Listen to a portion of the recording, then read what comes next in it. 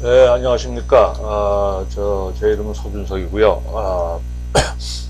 얼마 전에 The Purpose Driven Life를, 제가 첫 세븐 챕터를, 저희 그 네이버에 있는 카페에 올리고 또 유튜브에도 올려서 혹시 저를 그렇게 제 동영상을 보면서 저를 만나게 된 분이 혹시 있을지 모르겠습니다.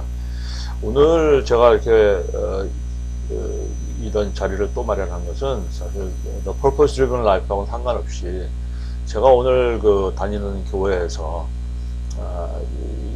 그 예배 후에 바이블 스터디에서 다루었던 얘기를 제 나름대로 그 해석을 해서 한번 여러분과 같이 나눠보고자 합니다.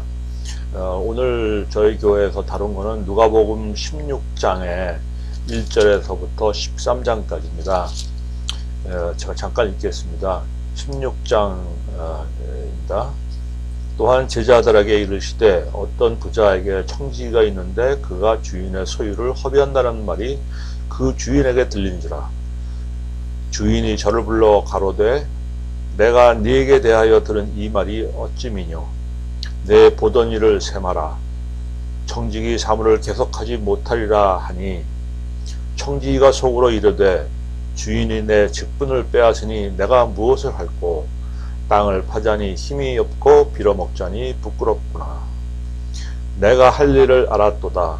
이렇게 하면 직분을 빼앗긴 후에 저희가 나를 자기 집으로 영접하리라 하고 주인에게 빚진 자를 낱낱이 불러다가 먼저 온 자에게 이르되 네가 내 주인에게 얼마나 졌느냐. 말하되 길은 100마리이니이다. 가로되 여기 네 증서를 가지고 빨리 앉아 50이라 쓰라 하고 또 다른 이에게 이르되 너는 얼마나 졌느냐. 가로되 밀 100석이니이다. 이르되 여기 네 증서를 가지고 80이라 쓰라 하였는지라. 주인이 이 옳지 않은 청지기가 이를 지혜 있게 하였으므로 칭찬하였으니 이 세대의 아들들이 자기 세대에 있어서는 빛의 아들들보다 더 지혜로움이니라. 내가 너희에게 말하노니 불의 제물로 친구를 사귀라. 그리하면 없어질 때에 저희가 영원한 처소로 너희를 영접하리라. 지극히 작은 것에 충성된 자는 큰 것에도 충성되고 지극히 작은 것에 불의한 자는 큰 것에도 불의하니라. 너희가 만일 불의한 재물에 충성치 아니하면 누가 참된 것으로 너희에게 맡기겠느냐. 너희가 만일 남의 것에 충성치 아니하면 누가 너희의 것을 너희에게 주겠느냐. 집 하인이 두 주인을 섬길 수 없나니 혹 이를 미워하고 저를 사랑하거나 혹 이를 중히 여기고 저를 경히 여길 것임이니라. 너희가 하나님과 재물을 겸하여 섬길 수 없느니라. 이 16장의 1절부터 13절까지 이 내용에 대해서 저는 이렇게 좀 해석을 하고 싶습니다. 우선 그 1절에 나와 있는 그 주인과 청지기의 definition이 도대체 주인은 누구며 여기서 청지기는 누굴까요? 물론 이 스토리는 어디까지나 좀 하나님께서 인용하신 스토리인데요. 여기서 아마도 주인은 하나님이라고 그러면 청지기는 저희 인간, 그러니까 하나님의 종인, 주의 종인 우리 인간이 청지기 아니겠는가. 결국 청지기라는 것은 스튜어드입니다. 그러니까 다시 얘기하면 보통 종이 아니라 하나님께서 주인이 모든 것을 관리하도록 맡기는 그런 그 아마 종들 중에서는 가장 높은 위치에 있는 그 관리 책임자가 청지기죠. 결국 그 하나님이 우리를 창조하시고 우리에게 모든 것을 맡기셨을 때 이 모든 것이라는 것이 사실은 전부 하나님의 것이기 때문에 우리에게 맡기셨을 때는 우리가 그것을 책임지고 관리할 의무가 있다는 그런 그 말씀의 비유가 되겠습니다. 그래서 여기서 주인은 하나님이고 청지기는 인간입니다. 그러고 이제 2장에 가면은 그 주인이 저를 불러 가로되 이 말이 도대체 어떤 말이냐? 네가 그 1절에 나온 대로 소유를 허비한다는 말이 들려서 내가 너한테 물어보는데 한번 셈을 해봐라. 네가 도대체 어떤 사물을 어떻게 했느냐? 그리고 이것이 만일 문제가 있다 그러면 너는 계속하지 못할 거다 라는 말씀을 주인이 하십니다. 다시 얘기하면 주인이 청지기에게 물건을 맡기고 모든 재물을 맡겼으나 이것이 낭비가 있었고 허비가 있었다는 말이 있더라. 그러니까 정확하게 밝혀라. 얼마나 네가 어떻게 썼는지를 밝혀라. 그리고 만일 죄가 있고 그것이 잘못된 게 있다 그러면 너는 청지기 집을 쫓겨나리라 라는 얘기를 하죠. 이거는 어떻게 보면 하나님께서도 우리 인간에게 모든 만물을 믿고 맡기십니다. 모든 우리가 갖고 있는 돈, 그렇지 않으면 권위, 무엇이든가 우리가 보는 자연, 이 모든 것들이 전부 하나님께서 창조하셨고 그것을 우리에게 맡기고 계실 뿐입니다. 어떻게 보면 우리 영이 살고 있는 육체까지도 하나님께서는 그걸 우리한테 믿고 맡기셨습니다. 그런데 낭비가 일어났다는 얘기입니다. 다시 얘기하면 믿고 맡기신 그 재산을 저희들이 100% 제대로 관리를 못하고 무엇인가 오만함과 무엇인가 부족함에 의해서 저희들의 부족함에 의해서 하나님이 맡기신 물건에 차질이 있었다는 거죠. 재물에 차질이 있었다는 거죠. 다시 얘기하면은 이것이 결국은 저희들한테 하나님께서 맡기셨는데 우리가 그것을 관리를 못하고 많이 허비를 하게 됐습니다. 그래서 한번 계산을 해봐라. 하나님께서 도대체 네가 뭐를 잘못했는지를 한번 따져봐라. 결국 이건 뭐냐면은 우리가 어떻게 보면 100% 죄인이라는 뜻입니다. 우리가 청지기로서 하나님의 재물을 맡고 있지만은 그것을 100% 관리를 하는 인간은 하나도 없습니다. 저희가 아주 그거는 태생적으로 우리가 죄인이고 아담과 이브 이후에 모든 인간은 전부 죄인으로 됐고 결국 그렇기 때문에 이것은 어떻게 보면 그 모든 인간이 죄인이라는 말을 아마도 이 문장이 그 낭비나 허비라는 말이 그것을 소위 심벌라이즈 하는 것 같습니다. 그래서 이제 셈을 합니다. 그 2절에서는 그걸 셈을 하죠. 3절에 가면은 이제 속으로 이거 뺏기겠는데 내 직분을 뺏기겠는데 주인이 내 직분을 뺏기면 난 도대체 뭘 먹고 살 것이냐. 땅을 파자니 힘이 없고 빌어먹자니 부끄럽구나 이렇게 얘기를 합니다. 그 얘기는 저희가 하나님한테 죄를 짓고 하나님이 저희가 죄 지은 거를 아시고 거기에 대해서 정죄를 하시고자 할 때 저희들이 얼마나 무기력해지는지를 얘기를 하겠죠. 결국 직분을 뺏긴다. 직분이라는 것은 저희들한테 맡긴 스튜어드라는 직분입니다. 그러니까 믿고 맡기는 이 직분을 우리들이 못했을 때, 다시 얘기하면 하나님으로부터 신임을 잃었을 때를 얘기합니다. 하나님에서의 믿음을 잃고 그랬을 때 저희들이 기댈 때는 아무것도 없습니다. 이 하나님이 저희를 안 믿고 올 때는 우리는 그냥 무기력하고 또 한편으로는 부끄럽고 도대체 헤어날 길이 없다고 생각을 하게 됩니다. 그래서 무엇을 할고 땅을 파자니 힘이 없죠. 당연히 하나님께서 우리를 신임을 하지 않으면 우리는 전혀 방법이 없습니다. 또 빌어먹자니 부끄럽구나. 그러면서도 참 부끄럽니다. 왜냐하면 저희들이 이제는 이렇게 되면은 저희들이 어떤 일을 해서 하나님이 저희들한테 내려주신 재물이나 기회를 사용해서 우리가 그 영광을 돌리는 일을 할 수 있는 게 아니기 때문에 이젠 더 이상 결국은 그냥 빌어먹는 수밖에 없죠. 그냥 붙어있는 수밖에 없는 겁니다. 그러니 얼마나 불쌍한 존재가 되겠습니까? 그래서 하나님의 신음을 잃은 인간이 무기력하다 하는 것을 제3절에서는 얘기하고 있고 제4절에서는 내가 할 일을 알았도다. 이렇게 하면 직분을 뺏긴 후에 저희가 나를 집으로 영접하리라 하고, 이 말은 이 사람이 이제 어느 정도 깨달았습니다. 이 직분을 잃는다는 것이 얼마나 무서운 일이며, 이것이 이 직분을 잃음으로써 하나님이 나를 정죄한다는 것이 얼마나 무서운 일이며, 결국 그랬을 때 하나님의 뜻이 과연 뭔가, 정말 진실한 하나님의 뜻이 뭔가를 헤아리기를 시작을 합니다. 그러고서는 이 사람이 결론 맺은 거는 뭐냐면, 이제 내가 할 일을 알았다. 뭔가 지혜로서 하나님의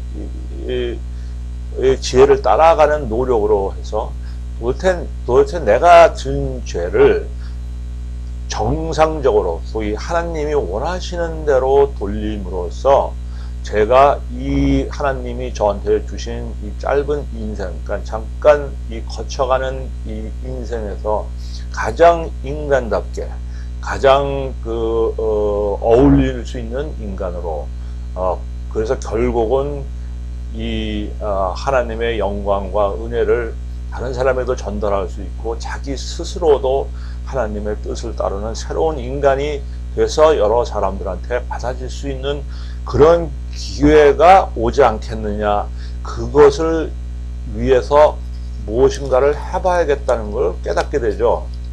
그게 4절의 내용입니다. 그리고 5절에 가면 이렇게 하기 시작합니다. 주인에게 빚진 자를 낱낱이 불러다가, 그렇죠? 도대체 내 주인한테 너 얼마나 빚졌냐라고 물어봅니다. 그리고 6절, 7절에는 이것을 어떻게 처리했는지 하는 얘기가 나오죠. 기름이 100말입니다. 100말이니다 하니까 50이라고 쓰라 하고 50은 면해줍니다. 또 밀 100석이다 하니까 80만 쓰라고 20석을 면해줍니다. 이거는 제가 듣기로는 오늘 뭐 저희 성경 공부하는 자리에서 이 옛날에 이 기름에 붙는 이자가 거의 100%였다. 그리고 이 밀에 붙는 이자는 80이라고 그러면 20이 붙었었다. 그런 말씀을 하시더라고요. 결국은 이거는 뭐냐면 100말을 50이라고 쓰고 기름 100말을 50이라고 쓰고 밀 100석을 80이라고 썼다는 얘기는 결국 이자를 면해줬다는 얘기입니다. 우리 그 얘기 분명히 우리 성경 말씀에 나옵니다. 돈을 꿔주되, 이웃에 돈을 꿔주되 이자는 받지 말아라. 그거는 하나님의 말씀 중에 하나입니다. 결국 이 청지기가 하나님의 말씀을 따르기로 결심을 한 겁니다. 결국 주인이 내려준 지시를, 이자를 받지 말아야 한다는 이 지시를 따르기 시작을 하죠. 그것이 이 청지기가 깨달은 바로 지혜입니다. 이렇게 하나님의 말씀을 따름으로써 다시, 그러니까 주인의 말씀을 따름으로써 다시 주인에게 신임을 사겠다 하는 노력을 하죠. 그래서 결국은 어떻게 됩니까? 이 8절에 가면 주인이 이 옳지 않은 청지기가 이를 지혜 있게 하였음을 칭찬하였습니다. 그 다음에 뭐라고 이야기를 또 하냐면 이 세대의 아들들이 자기 세대에 있어서는 빛의 아들들보다 더 지혜롭다, 이렇게 말씀하십니다. 지혜라는 건 뭡니까? 결국 지혜라는 건 인간의 지혜가 아니고요, 이건 하나님의 지혜입니다. 이건 주님의 지혜입니다. 청지기한테 지시를 내린 그 지혜를 말씀하시는 겁니다. 결국 그 지혜를 청지기가 제대로 따라서 하였으므로 칭찬하였고, 결국 이 청지기가 그런 실수를 했고 신임을 잃는 일을 비록 옛날에 했더라도 이제 정신을 차리고 주인의 말씀을 따르기로 한 것을 칭찬하셨고, 그리고 그것을 보면서 또 많이 지켜 세우시죠. 빛의 아들들이라는 건 어떻게 보면 우리 기독교인입니다. 그렇죠? 우리 빛이신 하나님을 따르는 아들들이죠. 어떻게 보면 이 기독교인보다도 더 지혜롭다 이렇게 얘기를 했죠. 결국 청지기는 아마도 기독교인이 아닌 것 같습니다. 이방인이고 기독교인이 아닌데 이렇게 하나님의 지혜, 주인의 지혜를 철저히 따르는 거는 이거는 오히려 기독교인인 우리가 하나님의 말씀을 따르는 것보다도 훨씬 더 지혜롭다라고까지 칭찬하십니다. 그리고 9절에 가면 내가 너희에게 말하노니 불의의 제물로 친구를 사귀라. 그렇지 않으면 그러면 없어질 때 저희가 영원한 처소로 너를 영접하리라 그랬죠. 여기에 보면 이제 불의의 제물이라는 말로도 오늘 아마 저희 우리 성경 공부에도 많이 왈가왈부가 있었습니다. 왜 이게 불의의 제물이냐? 사실 제물 자체는 불의가 아닙니다. 그렇죠? 제물이 불의로 모아진 제물인지 이것이 어떤 죄로 인해 결부된 어떤 제물인지 그렇지 않으면 그야말로 뇌물로 받은 제물인지 거기에 대해서는 한마디도 없습니다. 그래서 이 제물 자체가 불의하다라는 말은 참 이게 이상한 말이다라고 저도 생각을 해서 혹시나 하고 그 NIV 영문으로 된 성경을 읽어봤습니다. 그랬더니 이 구절이 거기에 뭐라고 되냐, 불의라는 말이 worldly라는 말로 표현됐습니다. 다시 얘기하면 세상에, 이 세속에란 말로 영어로는 써 있습니다. 이게 세속의 제물로 하면 얘기가 됩니다. 다시 얘기하면 이 제물로 친구를 사귀라. 이 제물, 세속의 제물, 이것조차도 하나님께서 주신 겁니다. 그렇죠? 그래서 이거를 이용을 해서 친구를 사귀라. 그래서 왜 친구를 사귀라고 그랬죠? 이자를 면해줬으니까요. 이자를 면해주고, 그리고 그 사람들을 친구로 이제 삼게 되고, 그 사람들이 또 이 청지기를 친구로 받아들이고, 그 다음에 영원한 친구가 된다는 거죠. 그리고 10절에 가면 지극히 작은 것에 충성된 자는 큰 것에도 충성되고 지극히 작은 것에 불의한 자는 큰 것에도 불의하니라.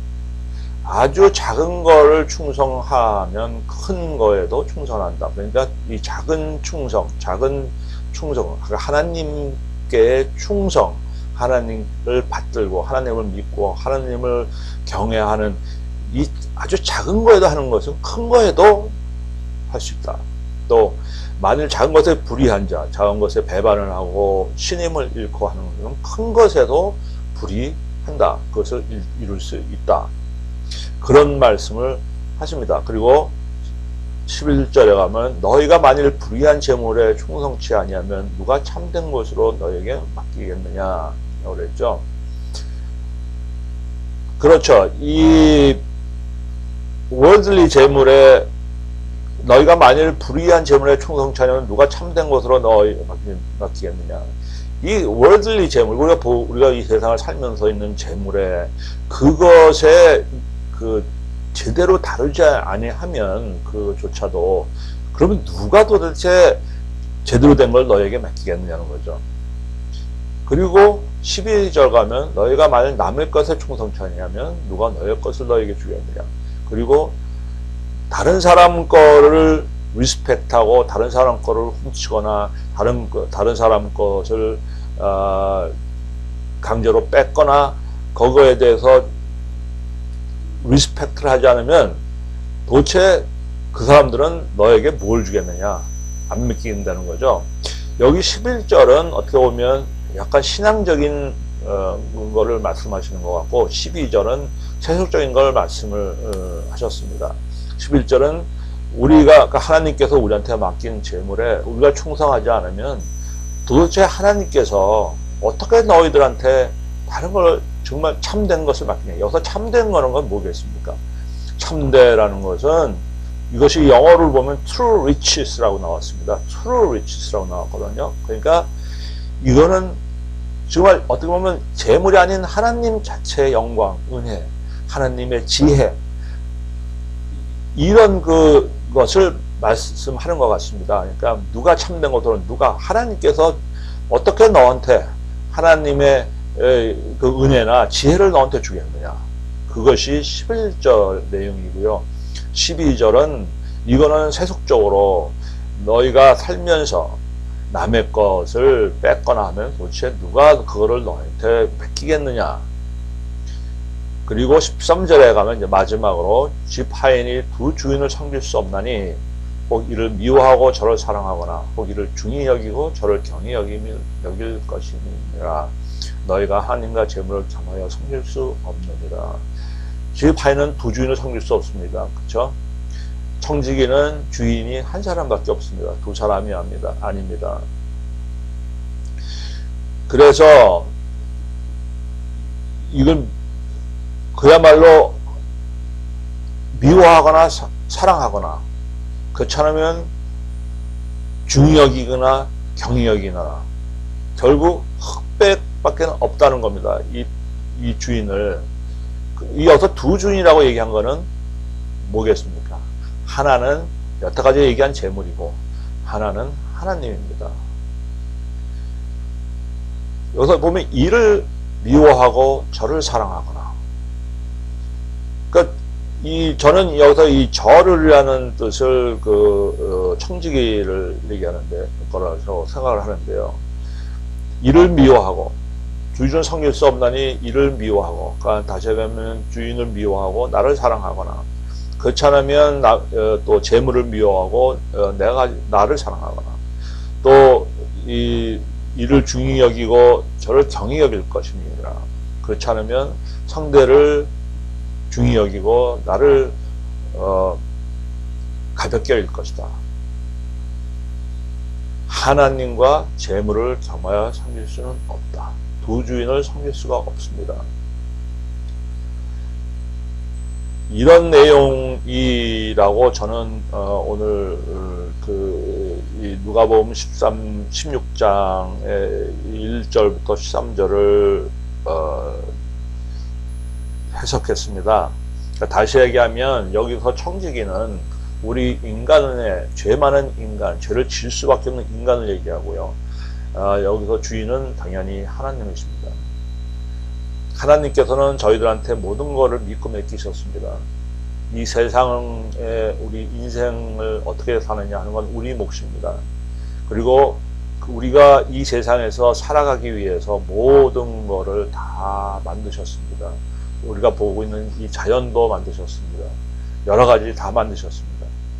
그럴 때 만드시고 결국은 우리한테 어떻게 할 수 있는지 보려고 우리한테 맡기셨습니다. 우리는 임무를 부여받은 청지기입니다. 주님께서 예를 들어서 주인이 청지기한테 모든 것을 맡기고 어디를 출타하고 왔을 때, 돌아왔을 때 이 하인이 아주 착실히 일을 잘하면 기뻐하시죠. 근데 일을 못하고 그러면 화를 내십니다. 그건 당연합니다. 결국 이 모든 우리가 갖고 있는 모든 거, 우리의 육체, 자연, 우리가 먹는 거, 우리가 즐기는 거, 이 모든 것이 다 하나님께서 맡기신 줄 저희들은 압니다. 돈도 그렇고 재물도 그렇고 우리가 하나님께서 부여받은 탤런트를 충분히 써서, 제대로 써서 그 하나님께서 우리한테 주신 탤런트의 그 목적에 부합되게 쓰되, 이것이 하나님의 의 안에서 이 가진 탤런트를 써서 재산을 늘리고 여러 가지 집도 늘리고 여러 가지 늘리고 그리고 향유하고 삽니다. 거기서 중요한 것은 당연히 그 탤런트를 써서 그렇게 만들었을 때 하나님께서는 기뻐하십니다. 근데 그 만든 과정이 하나님의 의를 따라야 하고, 또 그렇게 만들어진 것 자체도 하나님께 감사하고 하나님께서 그렇게 허락하신 것이라는 것을 알 수만 있다 그러면 하나님께서는 기뻐하십니다. 단 그 만든 재물에 우리가 노예가 돼서 그 재물을 주인이라고 생각한다고 하면은 그것은 하나님의 뜻에 벗어나고 하나님께서는 경노할 따름입니다. 그래서 우리가 하나님께 신임을 잃었을 때 우리는 무기력하고 갈 곳에 있습니다. 그럴 때도 불구하고, 그럼에도 불구하고 하나님께서는 자비로우시고 사랑을 하십니다. 그럴 때 우리가 반성하고, 아, 이것은 우리가 잘못한 거구나 하고, 그때라도 하나님의 의의가 뭔지, 하나님의 목적이 뭔지, 하나님의 영광을 위해서 우리가 그 잘못을 수정하고, 그리고 앞으로 남은 인생을 수정해서 하나님의 뜻을 따르는 그 지혜를 우리가 습득을 하는 것이 바로 하나님이 원하시고 기뻐하시는 겁니다. 그런 내용으로 저는 이 16장, 누가복음 16장 1절에서 13절까지 해석을 했습니다. 물론 제 해석이 맞는지는 참 모르겠습니다. 제가 아직은 초신자이기 때문에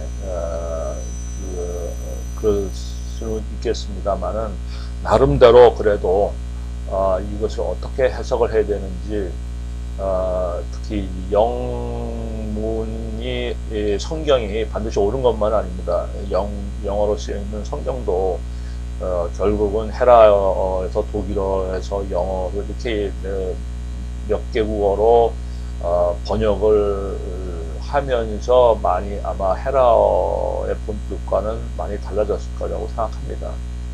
그런 의미로는 한글 성경도 몇 군데를 거치면서 아마 여러 가지 그 성경의 번역이 원래 그 의미하고는 많이 다를 거라고 저는 봅니다. 제가 말씀드리는 거는 영어로 된 성경이 반드시 옳다고 얘기하는 건 아닙니다.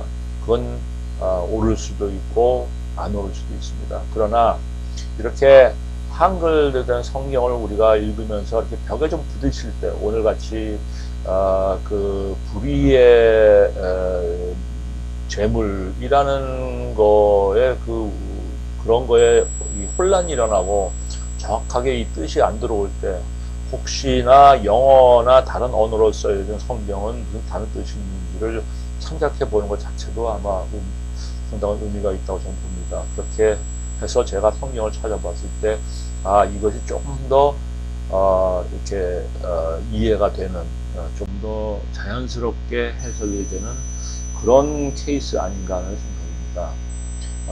제가 이렇게 버벅거리면서 또 여러 가지 중간중간에 아마 잘못 또 이해를 한 부분도 있을 거라는 생각이 듭니다. 양해하시고, 그냥 어떤 초신자의 하나의 초신자가 성경 구절을 이렇게 이해한 거라는 정도로만 받아주시고, 혹시 제가 잘못된 게 있다 하더라도 넓은 마음으로 이해하고 용서해 주시기를 부탁드리면서 오늘 이렇게 제 말씀을 들어주시면 감사드립니다. 감사합니다.